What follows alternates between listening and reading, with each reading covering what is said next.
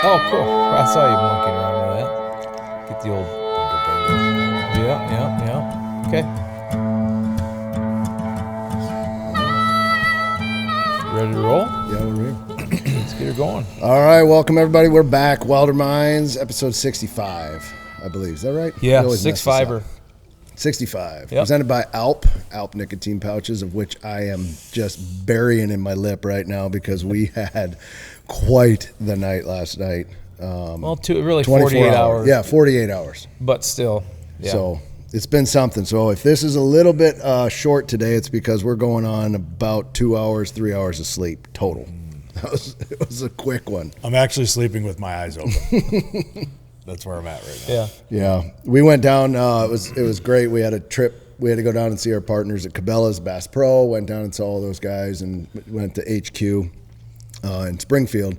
And it's just so amazing going down there and seeing everything that those guys have going on. And it's cool because we went down on Instinct. We were talking about Instinct with them and some of the new Merino that's coming out for this year, and we're getting ready for Dropped. And so just going through some really cool products. And that Instinct line is incredible right now. I'm so pumped for it. Yeah, and they're putting a lot of time into it, even into the next couple of years, just putting more and more into it. And that's what the exciting part is it's a conscious effort to continue to grow that line and make it better and better. Yeah. The other thing I love is, excuse me. The other thing I love is just how receptive they are to feedback. Yeah. You know what I mean? It's like, hey, we've helped put input into the design process and everything, and then they make the actual product. And then it's like, all right, go beat the snot out of this thing and let us know what breaks and what doesn't and what we can do better and how and why. And then they actually take all of that into consideration and do design changes. Yep. Yeah. They're on a constant quest to improve the gear. It's not like, hey, this is just the perfect piece forever. Yeah. So I love it. And then the other thing is, Wonders of Wildlife, man. So you and I, Casey and I have been through it, but Jay, that was your fight. It was your first time going through Wonders of Wildlife. Yeah, it's my first time, and just the attention to detail. I mean, if you know Johnny Morris and what he does, it's to the best. Yeah. Yep. Everything's the best to the smallest details. And then even you're walking through, the aquarium, and you're looking at all the path takes you to these different places. But the walls, even the detail on the walls, it's meant to look like it's this inside this old, like, rusty submarine. Yeah. I mean, areas of that you'll never truly see. It doesn't matter. The seams meet. Yeah. Everything matches. Yeah. And then just the acquisition of just all the relics, curation all of the that. curation of the details of the Bass Museum, the Bass Fishing Museum, the Fly Fishing Hall of Fame, all these things that you just look at. It's like, wow, what thought it took to put all of this together in what foresight to say, hey, I'm going to spend tens and probably hundreds of millions of dollars to build this just to give back. Yeah. The amount of history that's inside of those walls, Yeah. you can't even. I mean, there's stuff from how many presidents in there, like personal fly reel cases engraved with the president's name or stitched with the president's name. Bass Force One, the bass boat from H.W. Bush is in there. Little tracker bass boat. It's when you look at it, it's truly like one of a kind. It really is. And obviously that's what museums are for, but this is specific to the outdoor lifestyle. Fishing in particular plays, a massive role in it. And so you just, the amount of, and you guys know me in history, the amount of history inside those walls is incredible. So I think what separates for me Wonders of Wildlife is you can go to an aquarium and you can go to a zoo and you can go to a museum. Yeah. He's combined the museum part with the aquarium side of it and the animal side of it. And so the experience that you get when you're going through it and you're looking at these relics, these artifacts, and then, a shark swims by you or, there's amazing fish, bait balls. The way that he's put it together with the actual animals itself is really cool. There's two parts for me. One is the presidential area, like you just mentioned. I mean, come on. Yeah. From Winston Churchill all the way to George W. Bush, to all the Bushes, to Carter, to all these different things. I mean, just looking at that wall and how much they were anglers, I think it's just so cool. That part. But then in the Fly Fishing Museum out front, there's one piece in particular. It's Babe Ruth's bamboo fly rod. Yeah. Like, come on. What? Right? The Bambino. I'd rather have the fly rod than the bat. Yeah, Like, I'll no be honest doubt. with you. Yeah. No doubt. The great Bambino, fly fishing with Yeah. that. And it's like, how do you curate the Bambino's fly rod? Like that They is. said it came from his parents' house. Yeah. The garage in his parents' house. But that's a piece that you look at and you're like, that's probably recognized one of the greatest of all time baseball players in history. Everybody knows Babe Ruth, and there's his fly rod. Like it's just, I don't know. And then to be able to experience the live part of it with the animals. Yeah. I don't know. It's unlike any other museum I've ever been to, and it's funny. We're walking around. There's kids everywhere. But then there's three of us, like full-grown adults, and we're like enamored with the stuff. Walking, we had to catch a flight, so we kind of sped up the last part. But you and I have been through it before. But I could spend hours in that Bass Fishing Hall of Fame section with all of the, KVD's got all that stuff in there, all the history, Roy Scott. I mean, it's everything. It's so unbelievable what they've thought of. Yeah, I think, they have the old cameras from back in the day, the old big beta tapes from, I think 1985 was the first time it was on TNN Outdoors. Yeah. And when Bassmasters Classic. And then the cool story that, there's a million stories that we didn't have time to read, but the one that the 24 anglers got on a plane, and this 1971 had absolutely 71. 1971. They had no idea where they were going, but the 24 anglers, bass fishing anglers, got on an airplane and flew into Nevada. Correct? Nevada? Yeah, it's Nevada. Yeah. Nevada. And when they got to Nevada, they realized that they were fishing in the first Bassmasters Classic. Yep. And That's they had pretty cool. all they had all trackers, all the same boat.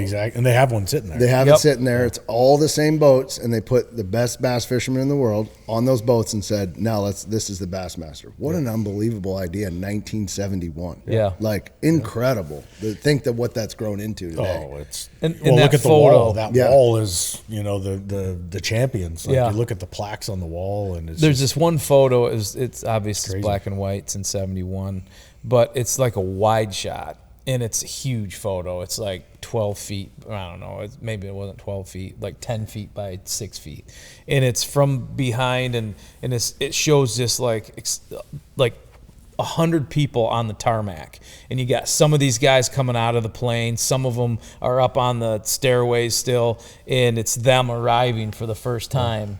And without context, you're like, that doesn't mean anything to me. Yeah, what is but it? if you read the story itself, and it's like, oh wow, this is when they first landed for the beginning. first. That's the beginning. It is the very beginning of the Bassmasters Classic. the origin story. Yep. My favorite picture is there's a picture on the wall right by by Bass Force One, and it's Winston Churchill and Dwight Eisenhower. Yeah. And a cool Eisenhower's picture. got a fly rod in his hand, and Churchill, in Cigar. obviously Churchill fashion, has a giant stogie in his Yeah. hand, and because he always had one. Yeah. And they're just sitting there like looking at the camera, and you're like, for me, like, and this is why I love history, because this is where my mind goes, is like, what conversation was happening around that picture? Yeah. Like, what were they? I mean, you think about it, like those two guys with World War II. I mean, Well, they were two of the talking most about. consequential figures. Yeah. In World War II. Was Like, it before the U.S. joined the war? Right, or was it after? Or was it after? Yeah. Because there was a time there, it was 6-8 months. You and I were watching World War II, Yeah. the documentary that Tom Hanks. Yeah. narrates. It's like a 20-parter. It's so in depth. it's It's unreal. unreal. But was it in the time frame before the U.S. joined the war? Or was it after? Or was it during? Like, when was it? I know. That's where my mind goes, is like, what were they talking about? Because you know how it is when you're fishing, you're just talking about shit, shooting. And Yep. it's like, what were they talking about? Something tells me it was far more consequential than, what fly are you using? Yeah. Because that was the nature of the time. So it's just that kind of stuff. And then there's another picture right where you come up the stairs right there as you're coming into that same section. It's H.W. Bush. And he's standing out in the surf at Christmas Island. And I mean, think about, like, even back then, Christmas Island's hard to get to now. So hard. Chasing giant It's trevally. in the middle of the ocean. Yeah, it's like, there it is, way the hell out there. And there he is, and he's out there, and he's got his fly rod, and he's in the surf, and the waves are coming in, and, you can tell he's getting hit. He's got his presidential hat on, and, like, all this shit, you know? It's like, And there's a quote right there on the wall. I don't know the exact quote, but it's like, even in the worst of days, just remember, like, if you ever need a break, go fishing. Yeah. So I don't know. I love it. Yeah, I thought it was cool. And there's a handwritten note to Johnny on that picture from Bush. Yeah, on that note, it said something like, your boat even if ever water, takes on because water. it looks like the water is Yeah. the surf is taking over the boat, and he wrote like a very humorous note on the thing and signed it, and it says, even if water overtakes your boat, keep fishing. Keep fishing. Yeah, Keep fishing. yeah. So Yeah, it was cool, man. That's just, I don't know. I'm a sucker for all that stuff, big time. Yep. But you need, honestly, like, you need a good 5-6 hours. You do. Or more if you really want to take it all in. We didn't have that kind of time yesterday, but to really take it all in, you need some significant time. And then when you get down to the end of that section, there's that one big, fly case, or that one big case, and you look in there, and it's like, oh, there's, Rosalind Carter's actual tackle box with all of her lures still in it. Yeah. The very first head and lure. Yep. I mean, that thing is priceless. Yeah. It's the first one that he ever carved. Old man had never carved out of wood, and was like, I wonder if this will work. And it looks like a frog. And look at what Hedden has done today. Yeah. Like, it's went on to have the Zara Spook and like all these different lures. One of my favorite. That are just Before the plopper. mind blowing. You know, it's stuff like that where you're like, geez. yeah. It's so cool. Like the care that went into curating all of that stuff. And then the honor that they do by displaying it and sharing it with the world is just, it's magical. Yeah, it's pretty cool, man. It is. It's special. If you're ever in that area, it's an absolute must. That Bass Pro Shops, by the way, is absolutely it's a granddaddy store. It is. It's It unreal. is. I mean, if you Huge.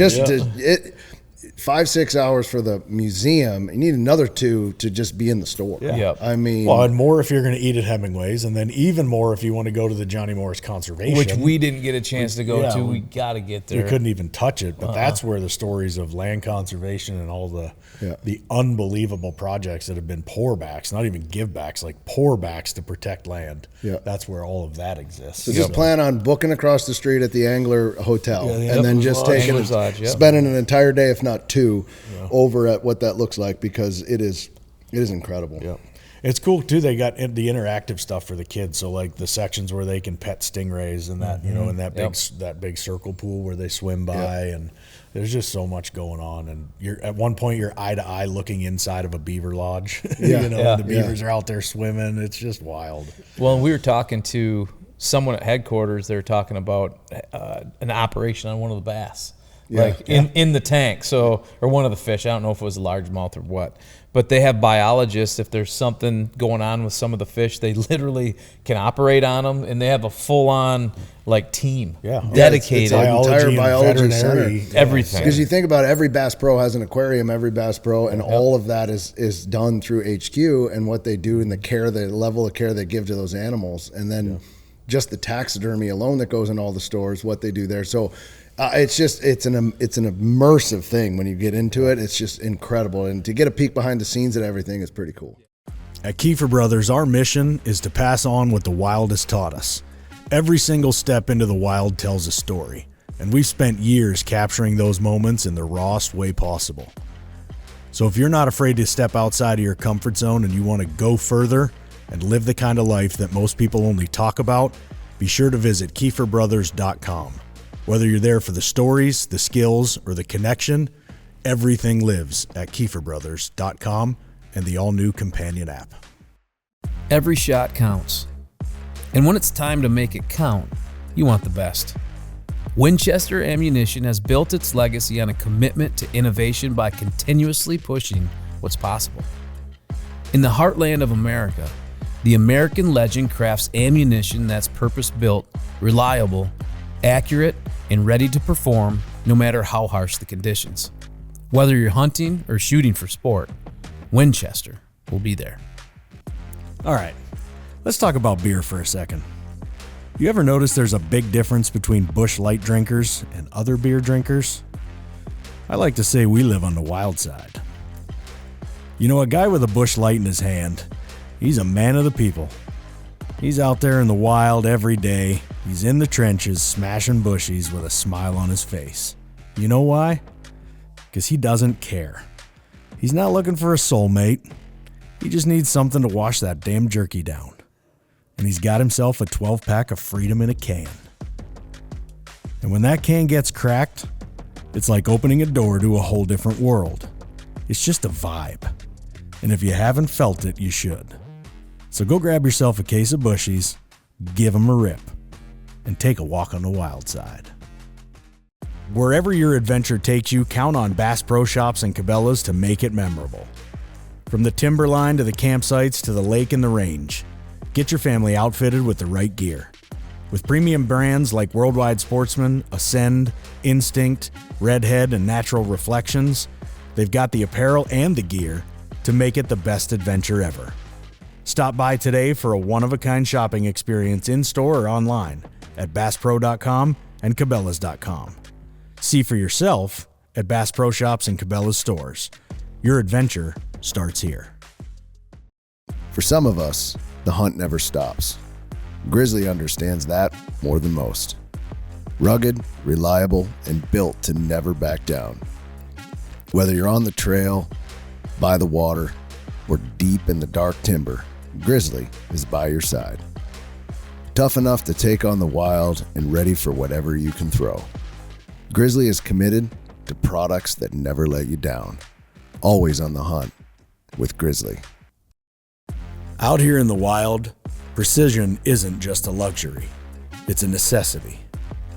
Leupold Optics is built on the foundation of American craftsmanship, where every feature's function first. For over a century now, they've combined dedication and technology with a relentless put-it-to-the-test attitude, creating optics that stand up when everything else stands down. When it matters most, you need the best.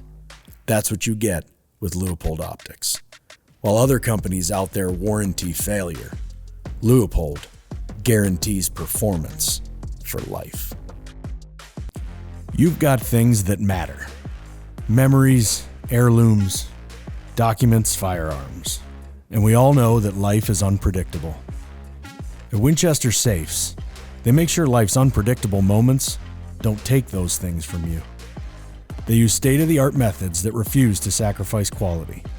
They put everything they have into their products, offering proven protection and peace of mind. There's only one safe company worthy of the title, the American Legend, and that's Winchester Safes. Follow at Winchester Safes or learn more on winchestersafes.com. When you're miles from help, second chances don't exist. That's why we shoot Rage broadheads. Massive cutting diameter, field point accuracy, and devastating results when it matters most. Hunt with Rage. The one thing I would love to have on dropped is we saw, and I didn't catch this the first time we were in there, I saw it this time though, is it's like an 18-piece fly rod. Yeah, I did. Yeah, like, you pointed it out. It's so sections little. like 6 inches long, and it's a 9-foot fly rod. It looks like 18 straws in a like, how do I case. get one of those? Like, Yeah. that's In a wallet. pretty sick. Yeah. I'd slide that right in the frickin' bino harness and just carry it with me. So Yeah. Yeah, that was pretty cool. It's, I mean, yeah, the origins of so many sport fishing opportunities and what now has become a massive way of life for people. I mean, it's all right there. If you want to see where it got started, walk into that building. Yeah. So. He is the Walt Disney of the outdoors. Yeah, without a there's shadow of a there's doubt. no question. And I don't know the story of Walt Disney and what he gave back, but I'll tell you what. It's not what You can't. I don't know if anybody can compete with what Johnny's done. Nope. No. Not a chance.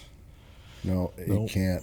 In the headquarters too is cool. That's the first time I was actually in headquarters, and it is the Google. It's the outdoor Google. Yeah. So you walk in, and it's everything you think about. And then, you guys know me. I love design and the detail that goes into design, and just all the thought. The things that hang, the boats that hang, all the things.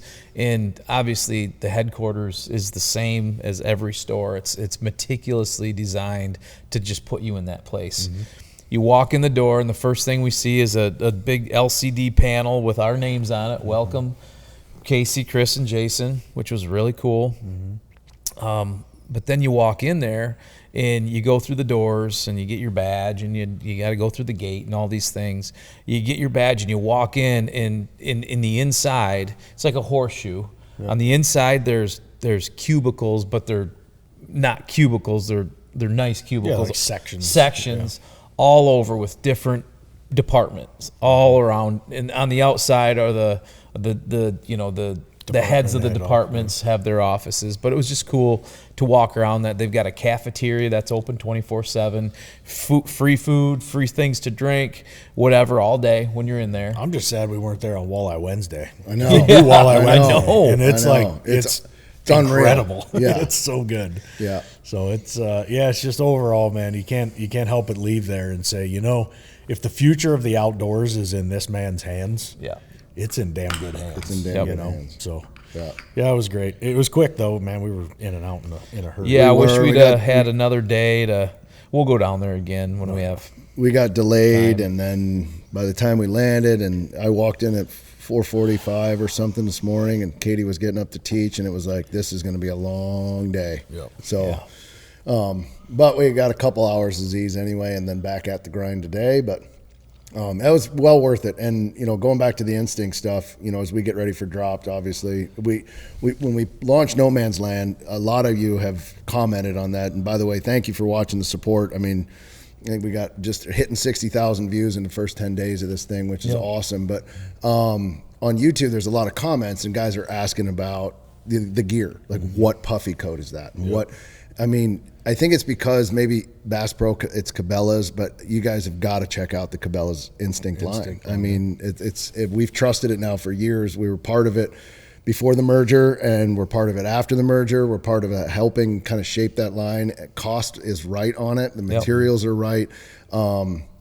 And we've tested it in some of the harshest places, and it's performed. And when it doesn't, we're a year ahead. So we work with them kind of a year ahead. And when it doesn't, we're able to give that feedback, like you said. And then they put it into, they really do it. They fix it. And that's very rare. But that line is incredible. The new Ridge Hunter Merino. Oh, yeah. It's unbelievable. It's phenomenal. Yep. Like, it is absolutely phenomenal. And the thing that I love is they put premier technology and premier design and premier materials and all of that stuff into it at a fraction of what some of the national brands are going to be. So just for easy comparison, if it with a national brand, if you're looking at a $400 jacket, you know, through the Instinct line, you're looking at a $250 jacket, you know, which is a real savings. Because there's no middleman. There's no middleman. It's a real savings, and they are not just putting stuff on shelves to put it on shelves. They are committed to building out the best that they can build. Incredible team too. That's been proven in the industry in a lot of places that have all kind of assembled to create this line and to do the very best they can. And what I love about it is just the amount of pieces that they have in it, the combinations you can have. There's days on drop. We all have different combinations of Instinct line. You know, between vests and the merino and the different jackets and the pants, and it doesn't stop. Well, it's kind of funny. So when we first started that line back in the day, it was about a layering system. That was it. It was about, when you're doing these backcountry hunts, you can't be wearing heavy stuff, sweat, and then cold, and then. So that's the whole idea behind Instinct. We started was to create a layering system of stuff that you could go up and down in any time of the season. And they've held true to that all the way through. I mean, and you can combo so many different layers with what they have. And like you said, like there's any given time, same temperature outside, but we all have different layering systems for what it is, and it's all the same, brand, which is incredible that you can do that. And in those days, there was not one mountain hunting clothing company in existence. We were a hodgepodge of everything. Like, if you think about it, back in the day, we were piecing together. I had everything from Mountain Hardwear to North Face to Swazi out of New Zealand to Equax. It was always been a standard. When, the Equax underlayer system. That was always a standard base layer. But outside of that base layer, it was literally a hodgepodge of stuff. Yeah, you had to jump from hunting to adventure to climbing. You had to go to that type of gear, Arc'teryx and, like you said, Mountain Hardwear, because it just wasn't in hunting. And this just didn't exist. And so it was born out of necessity, and it was born out of like the layering and how we actually do that out there with a hodgepodge. We were laughing yesterday because there's still samples from 2000 2010 that they still have of things that we were like, hey, this is something we should look at, and then we never got the samples back, guys. So they're in there somewhere. So it's cool. All the the designs and the knees, the articulation of the elbows, and that's all extremely important when you're crawling around on the ground and when you're climbing rocks and when you're in a boat or in a raft and you're moving around a lot. It's one thing when you're whitetail hunting, it's pretty much a stationary game. Yeah. But when you're out there and you're moving day in and day out, every minute of the day, you need stuff that really is mountaineering gear. Moves with you. Yeah. Here's a perfect example. So the former Merino, not the Ridge Hunter new Merino, the former Merino, the thumb holes were terrible. Yeah. And we talked about it. It was just that string. The thumb holes would be awesome if you're wearing it in a tree stand for like a 3-hour sit. Yeah. But by day 3 on dropped, like numb. I was numb and raw. Yep. And so we gave them all that feedback, on kind of what we thought. And if you look at the Ridge Hunter, they implemented it Big to thumb hole. perfection. Yes, a perfect fit. It's perfect. Yeah. So they care, and that's what it comes down to is they actually care. Yeah. So it's cool. Well, and then the last thing about it too is, so not just mountain hunting or whitetail, but just you can wear it with the colors they have now, the Kodiak browns, the mulch, the stuff. You can wear it like habitat management on the farm. Yeah. Like it's Workwear. workwear as well, and it's going to hold up. So I have a certain set that I wear as soon as I go to the farm. I'm in a certain set of instinct, and I can also go duck hunting in it. And we can also there's so many ways that you can use it because it's built to be out there. So it's a little bit different. It's great shit, man. So if it lasts for what we put it through, guys, go check it out. Yeah. I promise you'll love it. Yep. check it out. All right, guys, we're going to have a little update here because we didn't talk about this, but it was a hot topic on the website. IP28, Oregon. Oh, yeah. Shut down. Yes. Yeah. 100% shut down. Yep. So I want to bring that back around because it was a hot topic. I think we were one of the first kind of groups that were talking about that, and then the internet kind of exploded with that. And I just remember back in, the amount of still to this day, every day someone's writing on that same post crazy. about IP28 and Oregon banning hunting. Yep. IP28 on July 24th, the state officially announced that IP28 would not appear on the November ballot. So we showed up. The supporters submitted and showed up, and it got taken off the ballot. So, but here's what's important to remember. They knew that was going to happen. yes. Yep. Don't think for 1 second that that's over. So this is the playbook. We're going to put this extremism out there, and then we're going to let people tell us what they love and what they don't love. We're going to understand what the arguments are. Then they're going to bring it in, reshape it, and they're going to do it again. Yep. And they're going to do it time and time and time again. Guys, this is not the end. It's literally just the beginning. Which is incredible because in practical terms, the effort has been stopped in this election cycle. In practical terms, yes. But that said, many hunting conservations expect hunting and conservation organizations expect similar initiatives to be attempted again in future years. So the view is significant victory, but not necessarily the end of this issue. It's coming. You have to be alert there. It's just doing your job. It's a tick that box, Yeah. and okay, we'll get ready for the next one because it's coming. Yeah. It's already started. Yeah. So Yeah. It's the playbook, man. We've seen it play out time and time again. We've seen it go through Colorado. You're seeing it out there now in Oregon, and it's just how they do things. Yeah. So got to be on our toes, got to be ready to rock and roll. And it's a double-edged sword because they put this stuff out there because they know it's going to get amplified, right? That's part of their that strategy. But you got to talk about it. You have to raise awareness on it. And so you're kind of feeding the beast when you do, but we don't have a choice. Yep. We got to raise awareness and advocate for the opposite end of the spectrum. Yep. Well, I thought it was kind of cool to bring it back around just to say to everybody, IP28 is officially closed, shut down, off the ballot. Yep. So that's a good thing for everybody. So, but be vigilant because it's coming again somewhere along the way. Oh, and it's going to pop up. I mean, they wrote a couple of chapters of the playbook based off of this, and it'll pop up in another state. Yep. They'll have other initiatives hot on the heels. Yep. So I just thought that was cool that it actually did get shut down and never made the ballot. So a lot of people were concerned. So the Oregonians, is that what they're called? Is that right? Oregonians? Oregonians? You guys showed up. So San Diegans? Yeah. So that's pretty cool.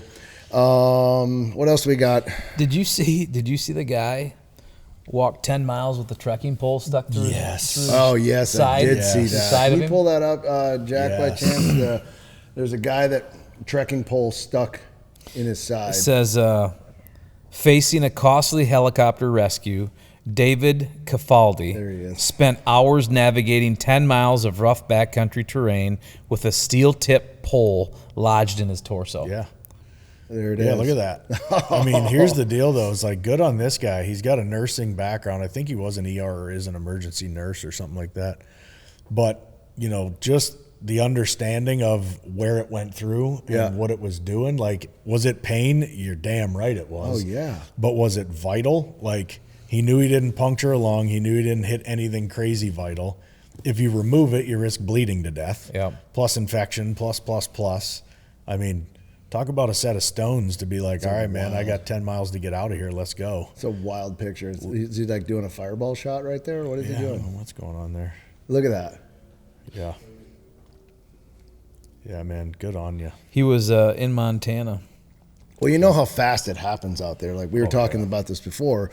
Like when you how many stabbed when I yourself. stabbed myself, Yeah. like how many times we caped a moose, caped a caribou, everything's good to go, and we happened to be doing one of the animals was in the bush, like it was kind of in some thick stuff, and I grabbed the leg, Yep. and had my knee up against it, and it was holding the leg up, and so as I was going to cut, that leg slipped off my knee, and it came down. I went to grab it. When I went to grab the leg just out of instinct, I put that knife right through my hand, and it was inches from my actual 1 vein. inch from your wrist. But it went right through, and it was like poking out the other side, like right here. And I remember looking at you going like, is that a bad thing? And you're like, yeah, that's bad. Is that bad? Pulled it right out, put a little Gorilla Glue on it, and it got gangrenous. It was bad. It stunk.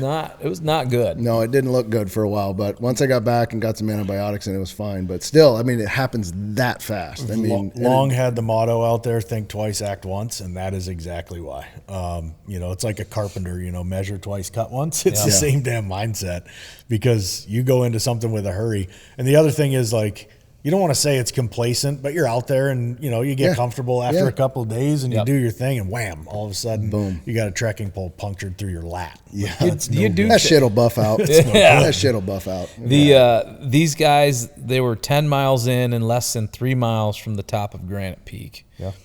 It's the apex of the Beartooth Mountain Range. Yeah, he sent guys, from what I understand, he sent guys ahead and literally was like, tell them I'm coming. Yeah. Like, tell them this is happening. Yeah. So they talked about getting him a chopper in there to get him out, and he's like, no, I got this. And yeah, dude, I mean, that's some stones. Yeah, good on you, dude. Yep, Way to well push done. through. Survivor. Yeah, nice Congrats. work on that. But that's just how that shows you how quick it can Happens so fast. Yeah.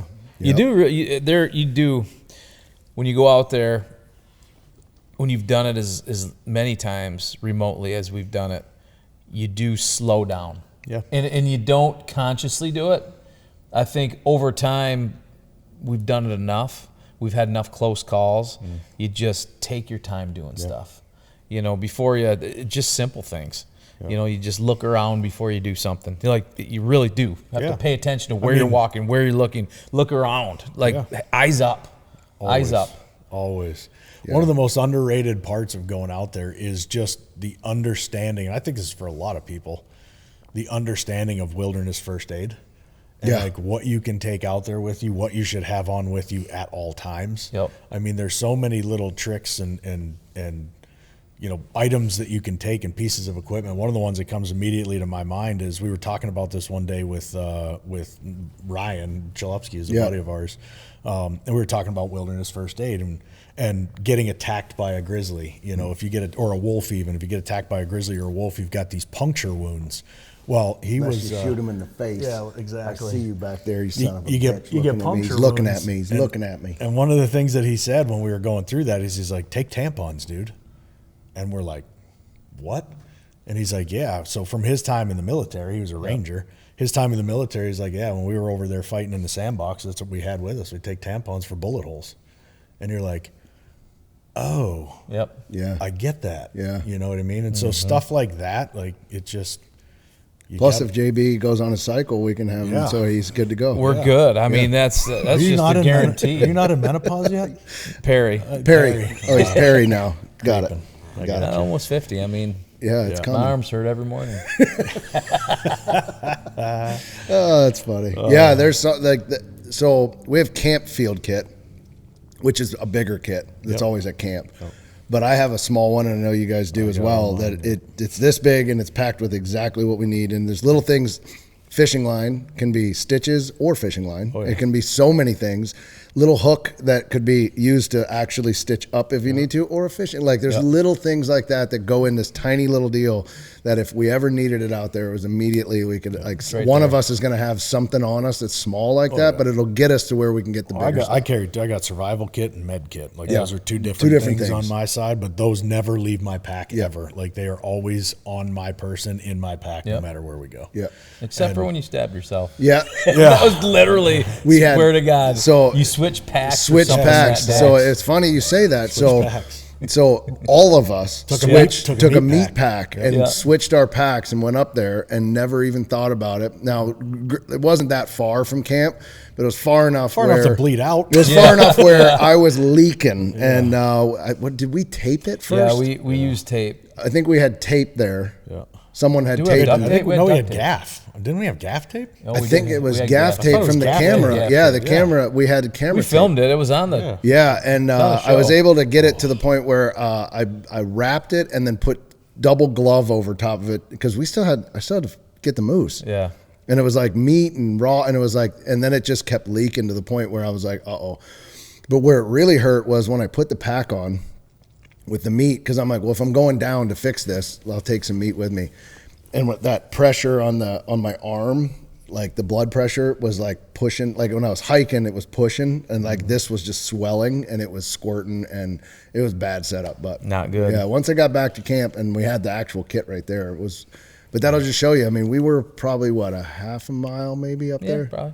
You know, so I mean, you leave for a half a mile and that happened. And it was a moment of just everybody grabbed a meat pack, and you're like, you don't think of it. That little lapse, and I'm up there fast, bleeding out on the mountain. But yeah, it happened fast. It's all right. It's rare. Usually I try to think through all that shit. Yeah. Like it's just on my brain. We normally do. But you know, the excitement of the kill, the excitement, all the stuff we were doing and everything was going on, like it's you got to have it with you. Yep. So, because it can happen. But this guy obviously put a trekking pole through his chest and he made it out. So good on him. Yeah. Good on him. That's a good fight. What else we got? I don't know, man. It's been a tough go. Yeah. Sleepy. At the moment. Yep. Sleepy. I thought I had a couple of things. Yeah. What do you have? Do you have anything? I don't know. We talked about 20 minutes before we got on here. There's a lot of good stuff with your sponge kidney. Oh yeah. Yeah. I got medullary sponge kidney. If you didn't know. So walk us through. Know that's a thing. We've talked about this. If you have an ailment, we're going to get you. And you have the sponge kidney. What is that? What happened? It's basically a kidney stone factory. Is the best way to look at it. Like it just manufactures kidney stones. Boom. There's nothing you can do about it. So that's awesome. Yeah. So I got that going for me. Yay! Woo. At least you found out. Yeah, but the odds of I've been having issues here lately and multiple kidney stones. It's just been brutal. So I finally get my appointment. I go in to try to get, honed in on what's going on actually. And I get a doctor that happens to also be a urologist in Alaska, one of 11. Incredible. What are the odds? Which is just insane. She works up there for a couple of weeks, comes back here for a couple of weeks, goes back up there. And so, she made me a bush kit. She gave me a little care kit for when we go out there. She's like, I got you. Like when she said, I'll make you a bush kit, I was like, tell me more about yourself. Yeah. You know what I mean? What do you mean? She's like, well, here's why I know what this is all about. And she filled me in that, she actually works in Alaska and here in Midland. Yeah. So, I don't know. I was like, sweet. That's cool. Yeah, so I got that going. But, I was looking forward. I was hoping to get the blaster bus here in town where they put you in and they blast everything, let the trip see. Bus. I'm unfortunately. Don't Google that. I'm not That's a different bus. Yeah, I am not a candidate for the blaster bus. That's a different bus. Yep. So you don't want to be on that bus. No. Well, it's 50-50. Yeah.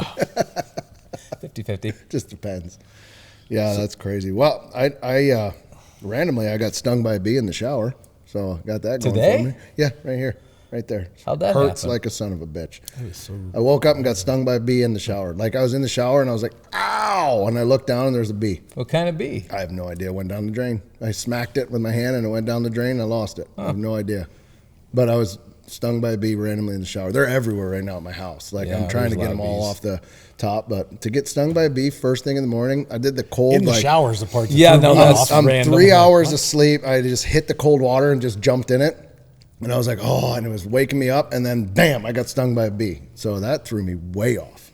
Way off. How'd you even get in the process? Yeah, that makes no sense. Way off. I am anxiously awaiting a litter of puppies. That's going on. Oh, that's right. Actually, Zelda is due literally today. Oh. So she's still progesterone testing. It hasn't fallen yet.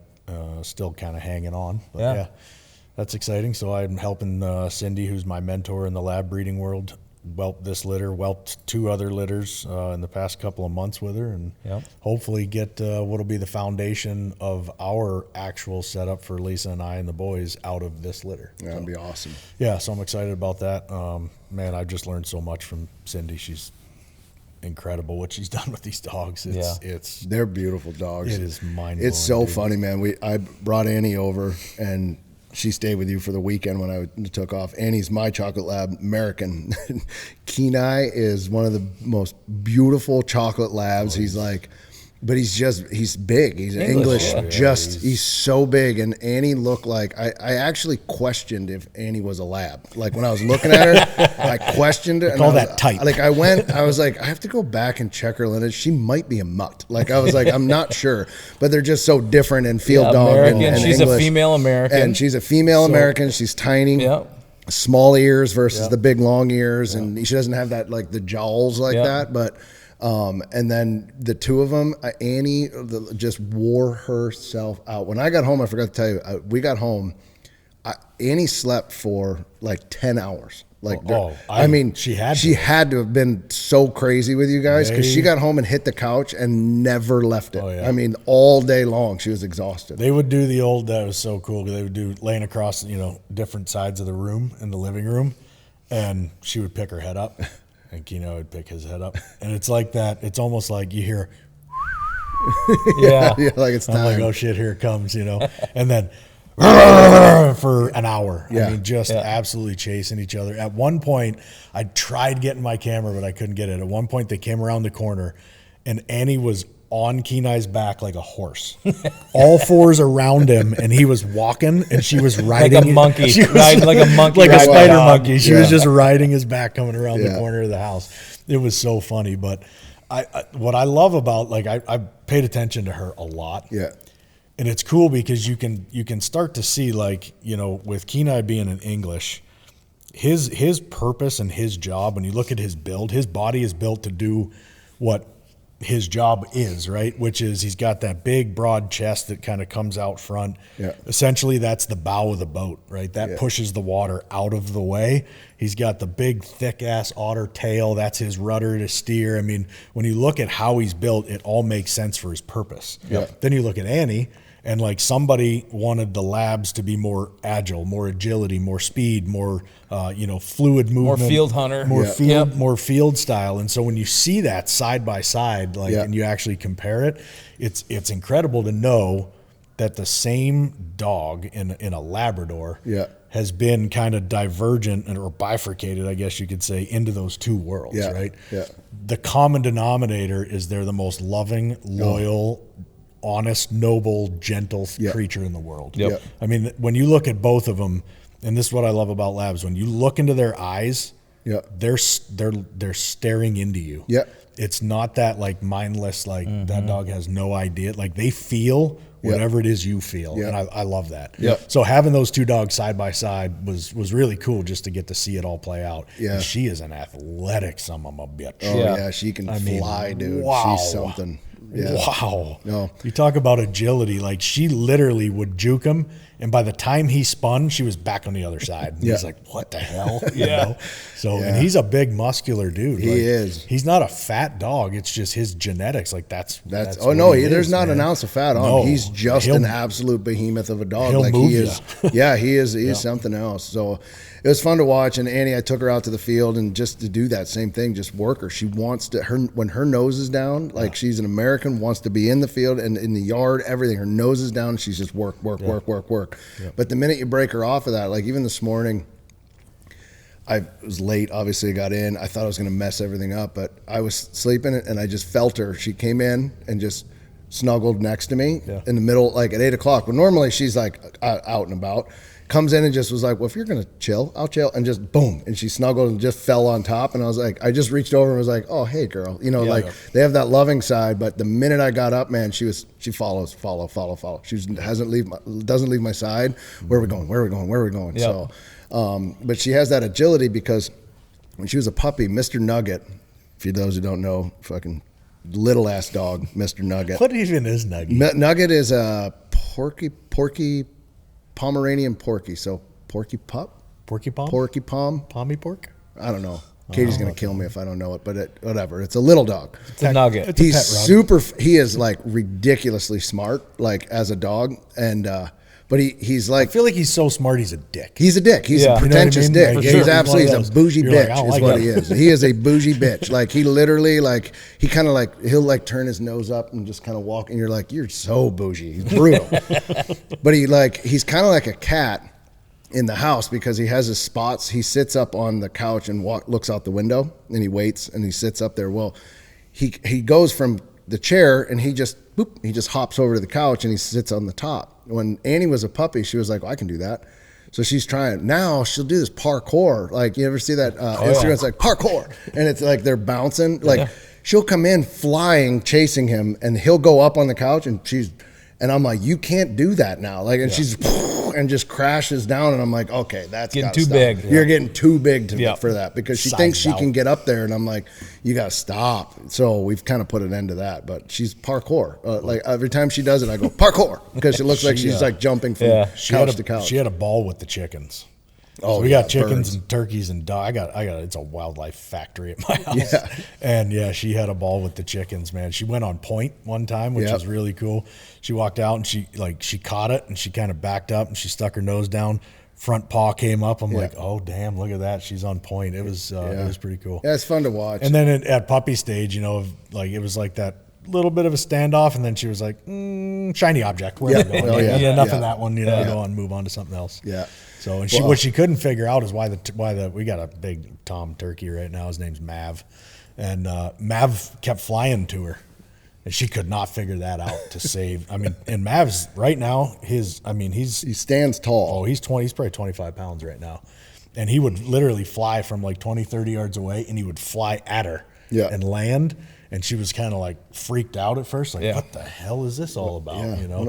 And then next thing you know, 10 minutes later, I turn around and Mav's walking there feeding, and she's just walking next to him. Yeah. It's so funny. Yeah, it's crazy. They had a blast, though, and it was funny to watch them, man. Annie saw Kenai and took off, and they ran in the yard at 100 miles per hour. She was at 100 miles per hour. He was at 50 because he's big, and she would bounce, hit him, boom, and just roll off of him. Like, it was just fun to see the two of them. But, she slept for seriously 10 hours straight. Like, it was like going to get your kid after visiting, like, an uncle. Yeah. And you're like, oh, my God. And they must have played hard, and then they just slept. I mean, it was like she literally was out. I'm like, God, they must have been crazy together. So Blues life. 10. He's 10 today. 10 today. 10 years old. That would be wild. 10 today. Imagine if Zelda had that litter today. Yep. That'd be kind of nuts. Yeah. Had him I haven't had him for 10 years, but today's his birthday. That's so crazy. We've got a special little cheeseburger we give him every birthday. Hammers. He doesn't even chew it, just like a lab does. Just breathes it in, and he's like, gone. What was that? Yeah, give me another one. That's what they want. They say the best they want to eat so fast so they can eat more. Yeah, the best way to a lab's heart is right through his stomach. Yep. That's what they tell you. Yeah, he's 10. So that for me, that's like I'm at that. Like, I'm anticipating. I checked in with Cindy this morning. I'm like, how's Zelda? Where are we at? Like, what's she up to? So trying to get the update. I haven't heard back from her. They did the vet did a scan and he said what, 5 potentially, but like you were saying, they never know. He said 5 the last 3 litters. The first one was 10. The next one was 8. So it's so hard to tell when they're stacked on top of each other and stuff like that in there. It's really hard to tell. Yeah. But so that'd be cool. That's gonna be awesome. Yeah, today could be a cool day. Yeah. Yeah, pretty amazing, man. It's fun to have. So I so badly want to take Kenai on dropped with us. Like, I want to take him out there so bad. We'd have to ditch 110 pounds of gear to get him out there. Oh, God. We just won't take one couple cameras. Yeah, Yeah. I mean, I want to take him out there. He would be so awesome to have with us. That would be He cool. would be. We've talked about that before with He the would be dogs because so it would be so amazing to just have that because they're on alert all the time. That nothing's coming to camp without them hearing Yeah. it first, and it would be amazing to have the dogs with us out there. But yeah, You there know would that also be a first- giant cluster. The first time I ever did the Yukon, way back when I was still guiding, I went up there and went with Mac Watson, and Mac had two blue heelers. Yeah. And they were out there with us at all times, and we were under stars, like we were starlighting it at night, and it was comforting knowing that those dogs were there. Oh, yeah. Because I mean, you'd be laying there and you're you're sleeping, but you're not. Yeah. And you just hear brrr, Yeah. and you're like, uh-oh. Yeah. And then bark, and you're like, uh-oh. And sure enough, like the one time he did it, we had a cow moose that came through, and he knew that cow was coming. And Yeah. so, yeah, it's kind of cool to have them out there. Yeah. Yeah, That that would was be cool. Yeah. We looked into that one year with those dogs. Remember those like German Shepherd dogs we were looking Malinois. into? Yeah, those Malinois. Yeah. We were gonna have. We were talking about getting two of them until we figured out the price, and it was like $100,000. One was $80,000. It was unbelievable. Talk the price. about climbing. But when I talked to the lady, she was like, they're so protective and they're so unbelievable. She's like, we train them. 80,000 is they can kill two people.